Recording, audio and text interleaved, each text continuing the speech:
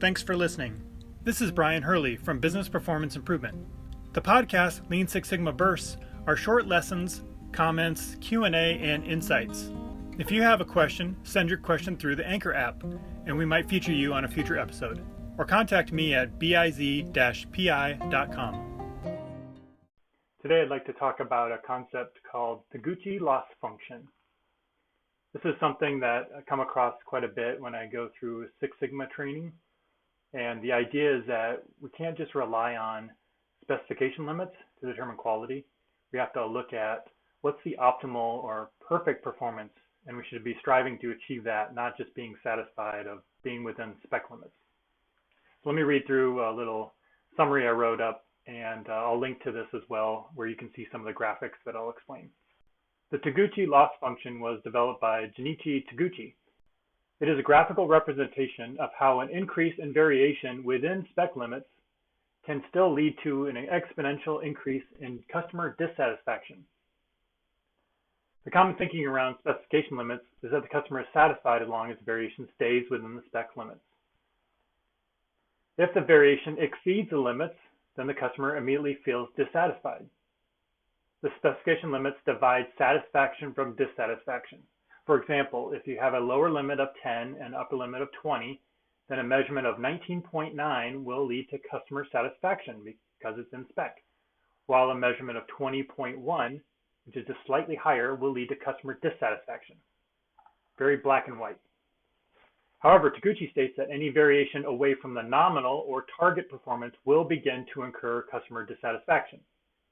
So as the variation increases, the customer will gradually or exponentially become more dissatisfied.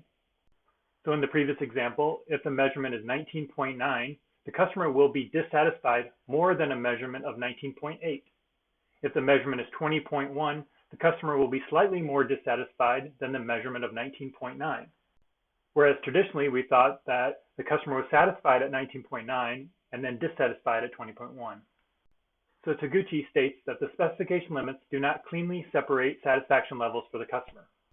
Any variation away from the nominal, in this case a value of 15, will start to incur customer dissatisfaction. The quality does not suddenly plummet once the limits are exceeded.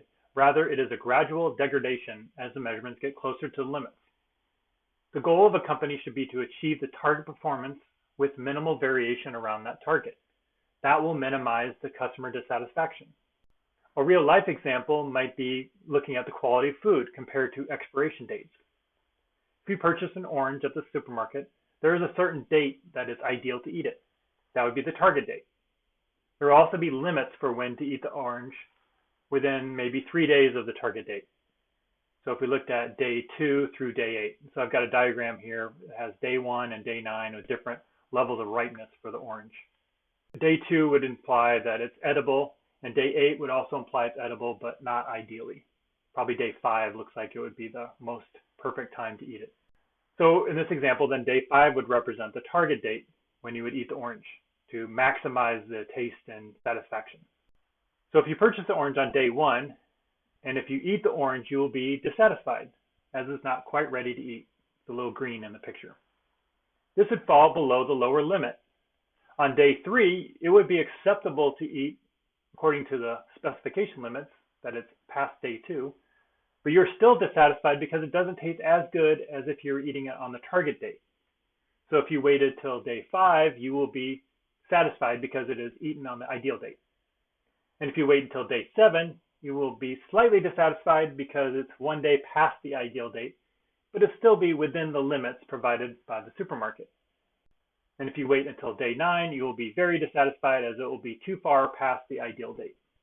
So you are slightly dissatisfied from day 2 through day 4, and then from day 6 through day 8, even though technically you are within the limits provided by the supermarket.